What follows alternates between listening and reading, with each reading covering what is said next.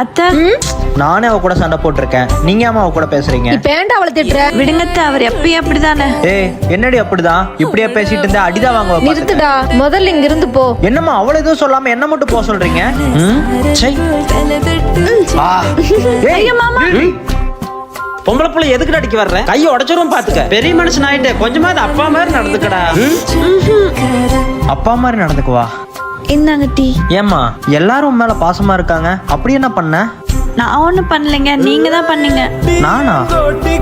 அத்தை கதை சொல்ல ரெடியா இருங்க. நீங்க சொல்றதெல்லாம் கேக்குறதுக்கு ஒருத்தர் வரப்போறான். அப்படியா? என் தங்கம் அகாமி. நீங்க தானே எப்பயும் உங்க மகனை மிரட்டுவீங்க. இப்போ உங்களை மிரட்ட ஒருத்தர் வரப்போறான். என்னம்மா சொல்ற?